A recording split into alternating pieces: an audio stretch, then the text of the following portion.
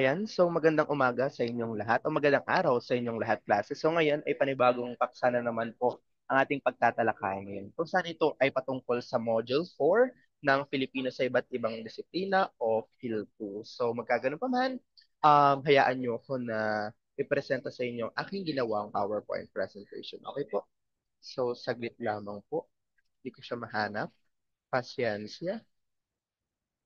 Ayan. So ito na. Okay. Ayan, lumabas na siya.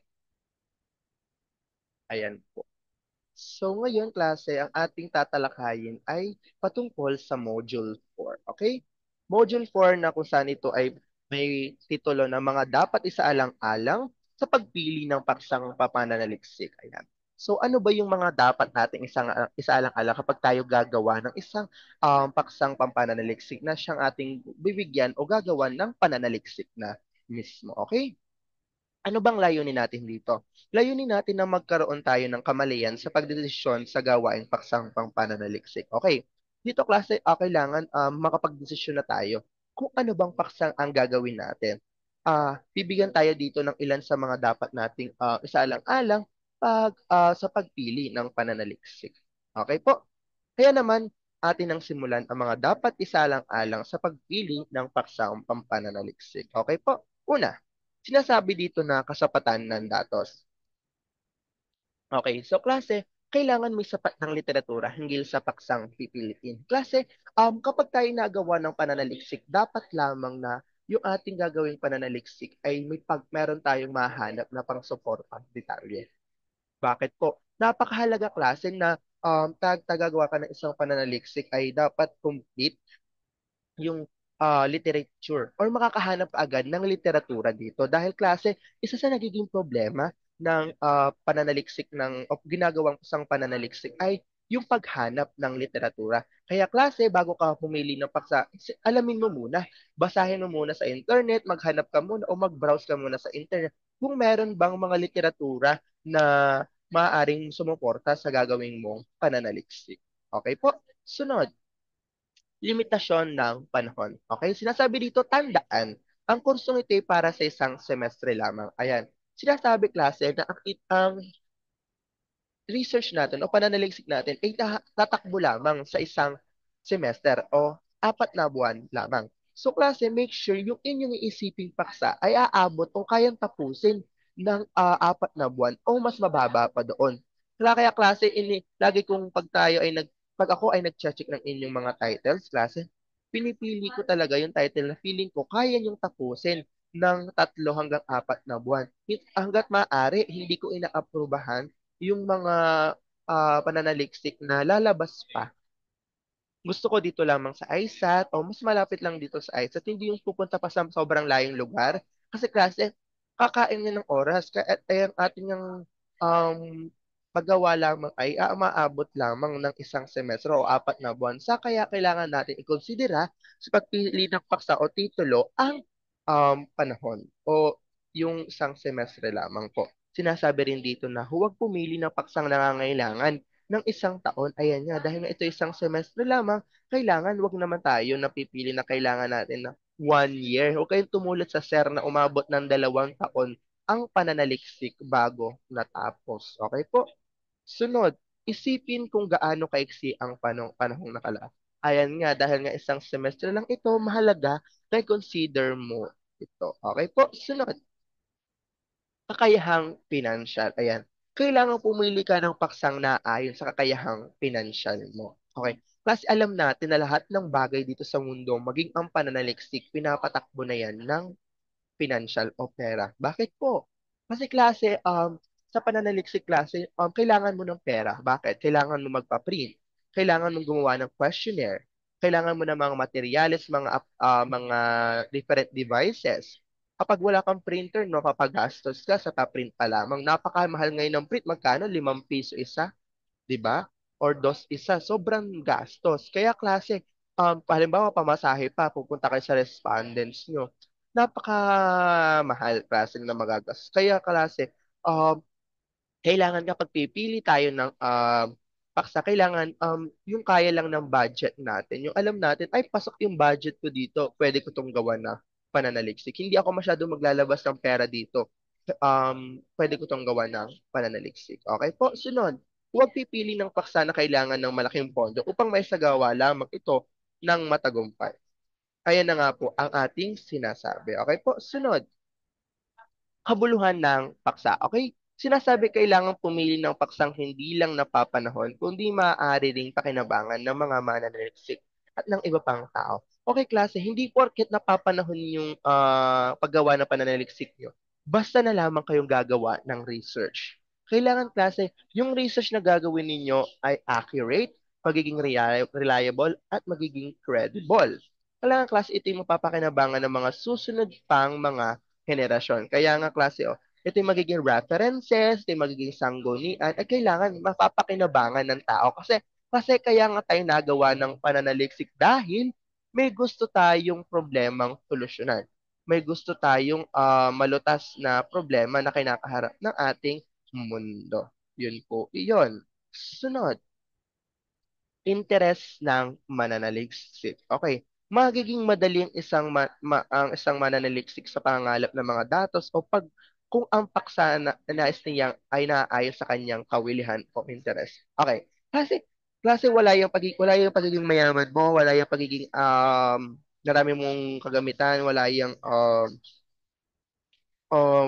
panahon na yan na kung gaano kahaba yan, kung wala kang interes, klase napakahirap gumawa ng isang bagay lalo na kapag hindi mo gusto. Kaya klase, make sure na kapag pipili tayo ng paksa, yung interest natin nandoon.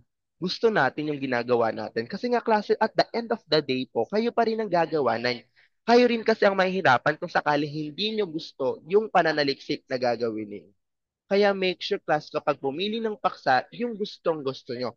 Yung sa tingin nyo para lang kayo naggagawa o nagsusulat ng simpleng essay, kahit di ang ginagawa ninyo ay pananaliks. Kasi gusto nyo yung ginagawa ninyo. May interest kayo sa paksa na ginagawa ninyo ng pananaliksik.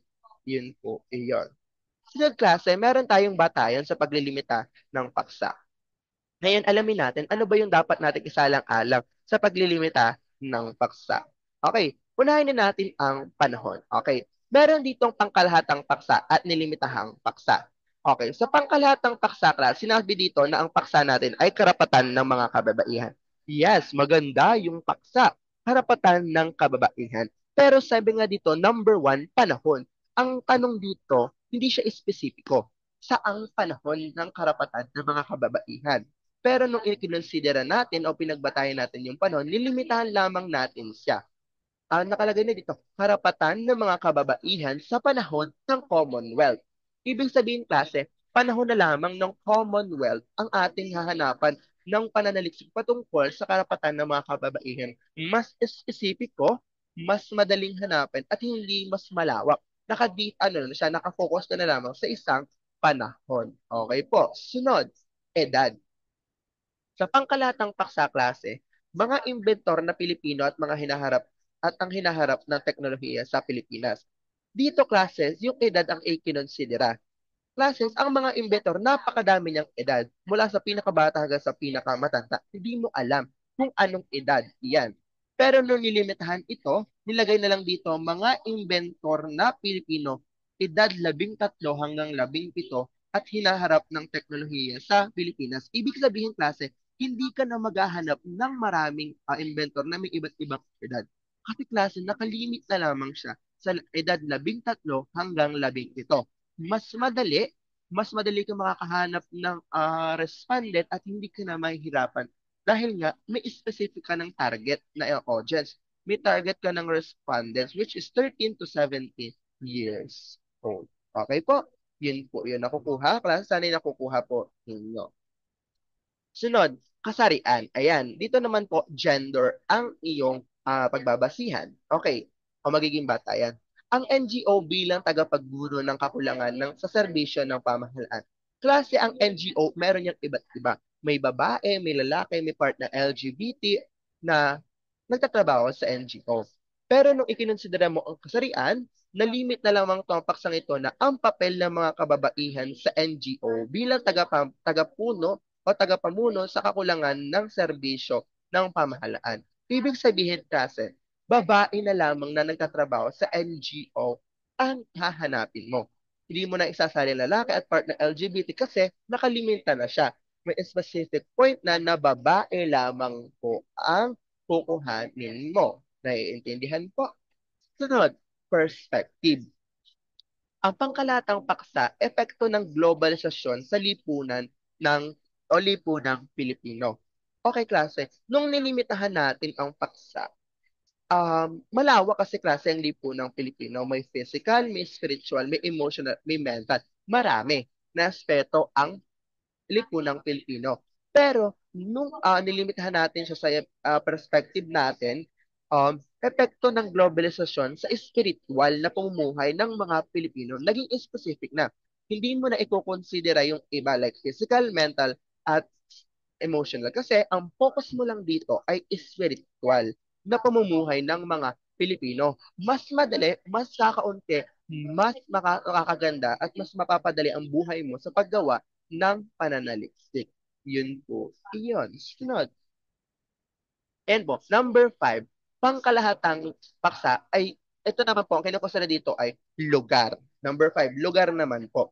Sinabi dito, ang pangkalahatang paksa ay mga naiibang tradisyong pangkapistahan sa Katagalugan. Klase napakalawak ng Katagalugan o team o mga halimbawa ay Southern Luzon. Halimbawa, Luzon, Southern Luzon. Okay, klase. Nakalagay, napakalawak dito. May Cavite, Batangas, Quezon, Laguna. Kung lahat yung klase pupuntahan mo, mauutas ka sa pamasahe pa lang dahil napakadami. Pero nung itinilimitahan, nilagay na lamang mga naiibang tradisyong pangkapistahan sa Malolos, Bulacan. Isang lugar na lamang ang pupuntahan mo. Mas specific, mas madali kang makakuha ng impormasyon at agad sa makakatipid ka sa magagastos mo kasi isang lugar na lang. Hindi ka pupunta sa iba na Katugalugan, napakalawak na di halos lahat pupuntahan mo. Dito sa Lamitahang Paksa, iisa na lamang na lugar ang iyong pupuntahan. Okay po, naiintindihan po? Sunod, propesyon o grupong kinabibilangan. Okay, sa pangkalahatang paksa klase, pag-aaral ng mga wika ng mga bakla. Kasi alam natin ang bakla ay napakadami. Kaya sinasabi nga na mas marami pa daw bakla kaysa sa puno. Kaya sobrang init dito sa Pilipinas. Ayan. Pero magkaganon pa man, klase, napakadaming bakla sa Pilipinas. May baklang kanal, baklang nagtitinda, baklang tumatakbo sa Senado, baklang ano pa ba, baklang nagpa-pageant, pero nung nilimithan mo yung klase, nagkaroon ka lamang ng pag-aaral sa wika ng mga bakla ng parlorista. Okay, nakalimit na siya ng mga nagtatrabaho sa parlor. It means mas specific, mas madali. Hahanapin mo na lang yung mga bakla nagtatrabaho sa parlor kasi yun lamang naman ang focus mo. Nalimitahan mo na yung paksa. Hindi ka na maghahanap pa ng iba't ibang bakla. Naka-specific lang siya sa parlorista. Okay, sunod anyo o uri. Ang paksa dito klase ay perception ng kababaihan sa larangan ng panitikang Ilocano. Napakalawak ng panitikang Filipino klase. Meron diyang drawing or singing, meron diyang acting or sayaw at iba't iba pa. Pero nung nilimit mo yan, ang nangyari nila, perception ng mga kababaihan sa larangan ng panulaang Ilocano. Ibig sabihin, yung mga tula na lamang ng Ilocano ang iyong pag-aaralan o susuriin. Ibig sabihin, mas specific, iisa na lang, hindi na sobrang daming panitikan. Nakukuha po yun. Sunod, partikular na halimbawa o kaso. Okay, sinasabi dito klase na ang pangkalatang paksa ay epektibong pangkapaligiran ng turismo ng Pilipinas. Okay, so ang dami ng turismo dito sa Pilipinas. May Puerto Galera, may Boracay, may Siargao, at kung ano-ano pa. Pero nilimit mo ito sa pamamagitan ng partikular na halimbawa at kaso, epekto ng pangkapaligiran sa mga beach resorts sa Pilipinas, kaso ng Puerto Galera. Ibig sabihin klase, beach resort na resorts na lamang o beach resorts na lamang po ang iyong o dagat na lamang po ang iyong hahanapin o pupuntahan na magiging respondent ng inyong pananaliksik. At may ginawa pang mas specific sa Puerto Galera na lamang. Ibig sabihin, di ka na pupunta sa iba't ibang beach resort tulad ng Boracay, Hundred Island, Siargao, ano pa ba, Palawan. Kasi naka-specific na siya sa Puerto galera, isang lugar na lamang po. Mas mapapadali pa ang iyong paglalakbay. Yun po at paggawa ng pananaliksik. Sunod, kombinasyon ng dalawa o higit pang batayan. Okay, ang pangkalatang paksa dito klase ay attitude ng mga estudyante sa programa kultural. Okay, so attitude siya. So napakalawak ng maraming attitude. When it comes to attitude na concept, napakalawak niya. Pero nung inilimita natin yung paksa sa pamamagitan ng kombinasyon ng dalawa at higit pang batayan, nalimit na lamang siya sa preferensya ng mga estudyante sa unang taon. Tapos kasi yung programang kultura, napakadaming taon yan sa programang kultura. May first year, may second year, at may third year. Meron ding fourth year.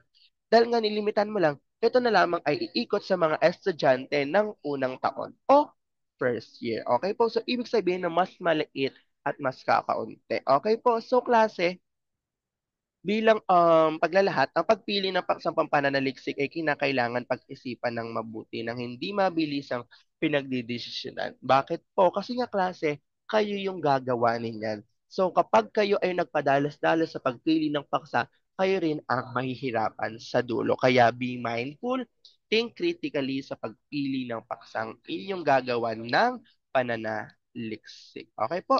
So dito na po nagtatapos ang ating talakayan. Nawa po ay naintindihan ninyong lahat at magkita-kita po tayo muli sa susunod na ating ah, ating klase. So muli ako po si Sir Adrian o si Sir Adi na nagsasabing ilaban at isakses natin ang semester ito. Yun lamang po at maraming salamat. Paalam!